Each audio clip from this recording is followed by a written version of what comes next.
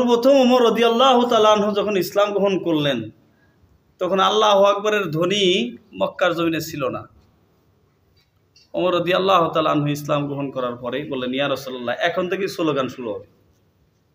যে জায়গা থেকে ইসলাম গ্রহণ করছেন সর্বপ্রথম ইসলামের স্লোগান নারে তাকবীর আল্লাহু আকবার এই ওমর রাদিয়াল্লাহু তাআলা আনহুর মাধ্যমে অনুষ্ঠিত হয়েছে। এই ওমর রাদিয়াল্লাহু তাআলা আনহুর দলে দেখা কেউ সাহস পায় নাই মুসলমানদেরকে ঠেকানোর জন্য। সুবহানাল্লাহ। সেই ওমর রাদিয়াল্লাহু তাআলা আনহু আল্লাহ রাসূল উঠে দাঁড়ায় গেল। হাই হাই, এখন তারা বিচারের জন্য দাঁড়ায় গেছে। ওমর রাদিয়াল্লাহু তাআলা আনহুর বিচার করবেন আল্লাহ রাসূল।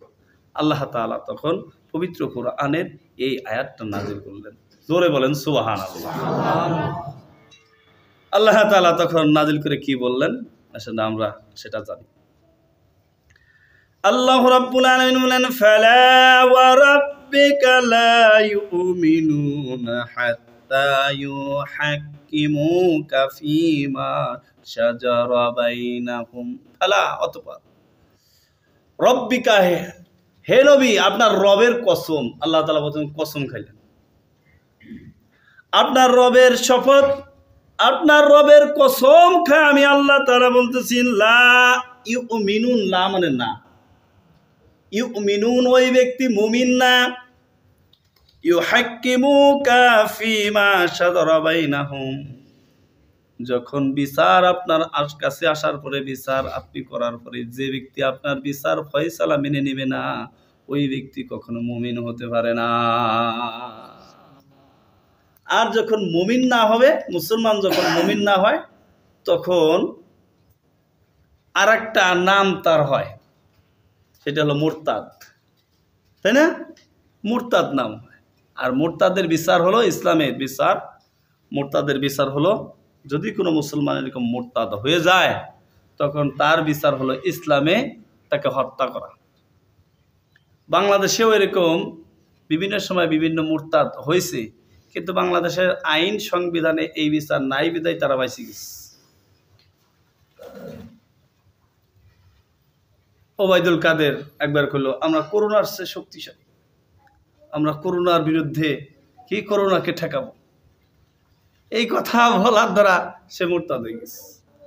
আমাদের চাচি শেখ হাসিনা তো ভারতে যাইরা সিঁদুর নিয়েই আসলো। সিঁদুর নিয়ে আসলে এটা জানেন না আপনারা? দেন নাই? পেপার পত্রিকায় কত লেখালেখি। আবার চাচি শেখ হাসিনা বলল, মা গঙ্গা যদি না আসতো তাহলে এত ফসল বাংলাদেশে হইতো না। এই কথা বললো কি? আমি কি বানায় দিছি নাকি? মোবাইল সাজদানে এখনো আছে সেই কথা।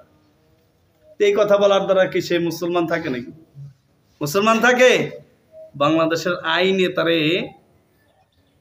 বাংলাদেশের আইন যদি থাকতো, ইসলামের আইন যদি থাকতো, সেই সময় তাকে ফাঁসির কার্যকর করা হইতো।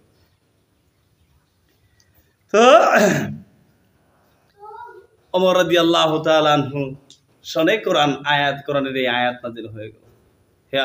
হে রাসূল, আপনার রবের কসম করে বলি ওমর কোনো মুসলমান হত্যা করে নাই। ওমর হত্যা করেছে ন্যায় এবং ইনসাফ, বাতিল এবং ইনসাফের পার্থক্য ওমর রাদিয়াল্লাহু তাআলা আনহু করছে। সুবহানাল্লাহ বলেন।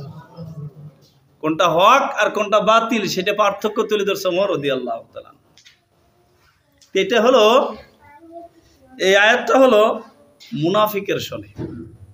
আমরা একটু মুনাফিক সম্পর্কে আজকে আলোচনা করি। তো আমি যে আয়াতে যে হাদিস খানা পড়েছি এই হাদিসের অর্থ হলো এই, আল্লাহ রাসূল সাল্লাল্লাহু আলাইহি ওয়াসাল্লাম বলেন, আয়াতুল মুনাফিকিন সালাস, মুনাফিকের তিনটে দিক দেখে তোমরা চিনতে পারবা যে এটা হলো মুনাফিক। এক নম্বর হলো ওয়াইদা হাদ্দাসা কাযিবা, যখন সে কথা বলে মিথ্যা কথা বলে, কথায় কথায় মিথ্যা কথা বলে। এরকম মানুষ আছে না নাই? জোরে বলেন, আছে না নাই? কথায় কথায় মিথ্যা কথা বলে। ওয়াইদা ওয়াদা আখলাফা, যখন সে ওয়াদা করে তখন ওটা ভঙ্গ করে। ওয়াদা করলে কি করে? ভঙ্গ করে।